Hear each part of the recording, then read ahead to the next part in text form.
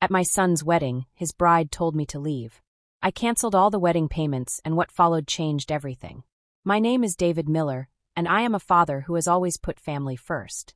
For years, I worked 2 jobs to make sure my son, Michael, never missed an opportunity. His mother, Susan, passed away when he was only 8, and from that moment on, I swore to both myself and her memory that I would be both parents to him. I wanted him to know the warmth of family, even when half of it had been ripped away too soon. Michael grew into a fine young man, hardworking, kind-hearted, and determined. He became an engineer, someone who built his dreams with his own hands. When he told me that he had fallen in love with a woman named Emily, I could see that light in his eyes, the same spark I once had when I first met Susan. I was happy for him, maybe even more than he was for himself. Emily was intelligent, confident, and ambitious. She came from a well-off family, while we were a modest middle-class household. That difference never bothered me, because I believed love was more important than the balance in anyone's bank account. From the beginning, though, I sensed something in Emily's attitude toward me. She was polite, but her politeness was sharp, like a knife hidden inside velvet. She often corrected the way I spoke, laughed at my small-town mannerisms, and rarely included me in conversations when her family was present. I brushed it off, convincing myself that maybe she just needed time to adjust to me, and that eventually she would see how deeply I loved my son.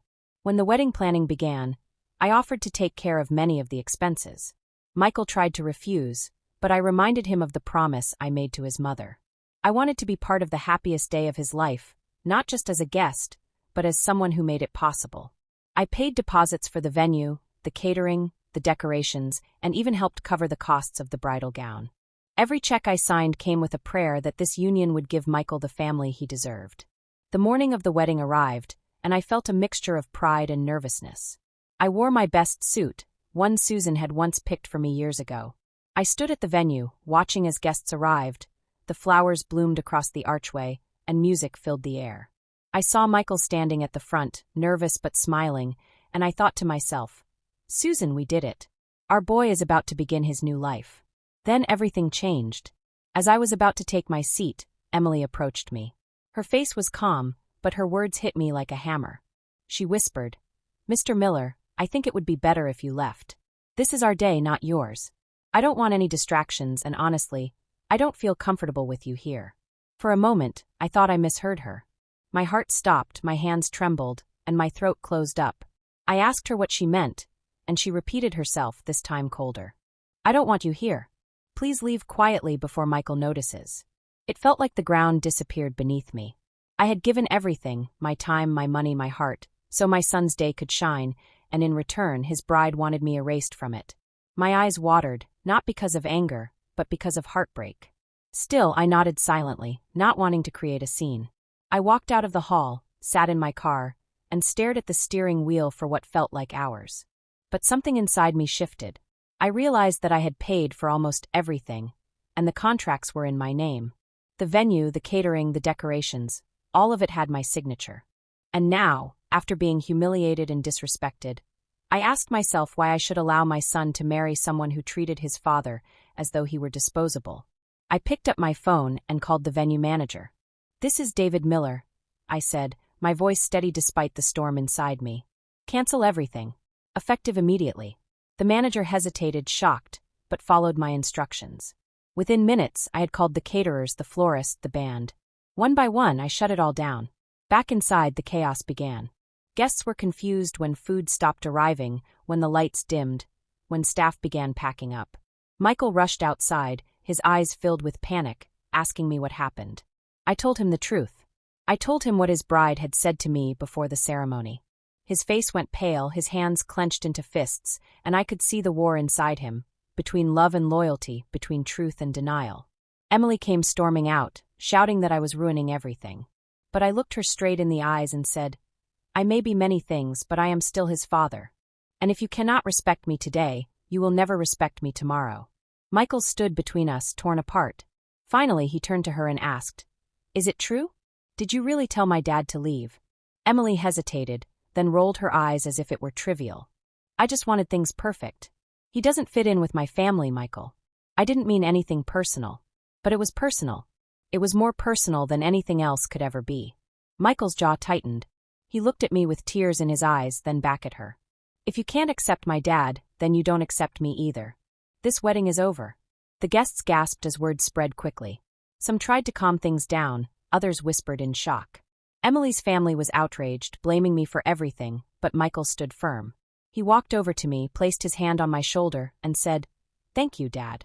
You saved me from making the worst mistake of my life." The aftermath was messy. Emily's family demanded refunds, called me cruel, and spread rumors that I had sabotaged everything out of jealousy. But Michael knew the truth. Over time, even some of Emily's friends admitted they had seen her attitude toward me and weren't surprised it ended this way. Life moved on.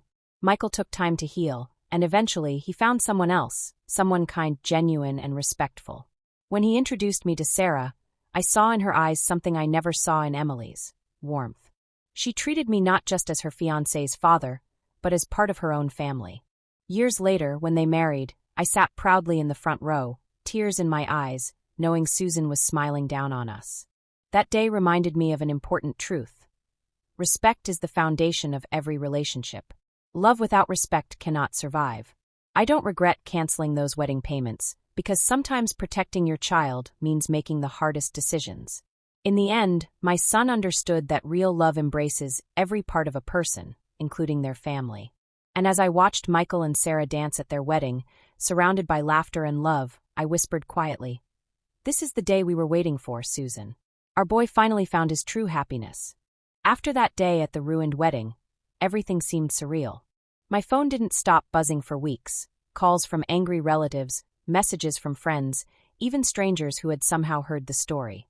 Some said I had done the right thing, while others accused me of humiliating Emily and destroying Michael's big day. But none of them had stood in my shoes. None of them had felt the sting of being told by their son's bride to leave quietly, as if they were an embarrassment. Michael, for his part, kept repeating that he was grateful.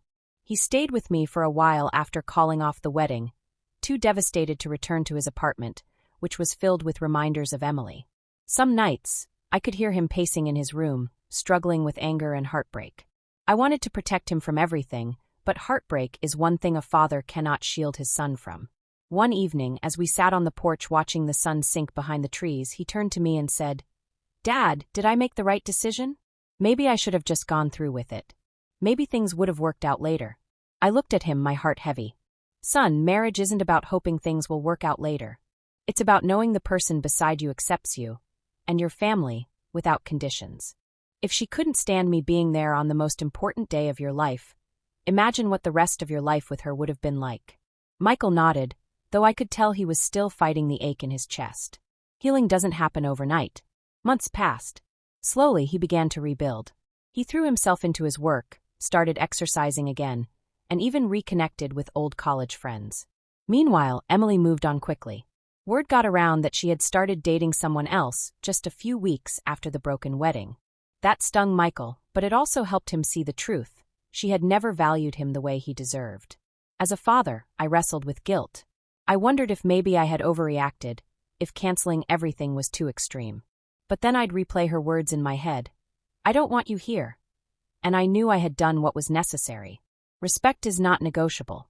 About a year later, life surprised us. Michael met Sarah at a work conference. She was warm, genuine, and had a smile that made him light up in ways I hadn't seen in years. When he introduced us, I immediately noticed how she asked about me, how she listened when I spoke, and how she treated me as though I mattered. It was a stark contrast to the cold politeness Emily had always shown. Michael and Sarah's relationship blossomed quickly, but this time he moved with caution.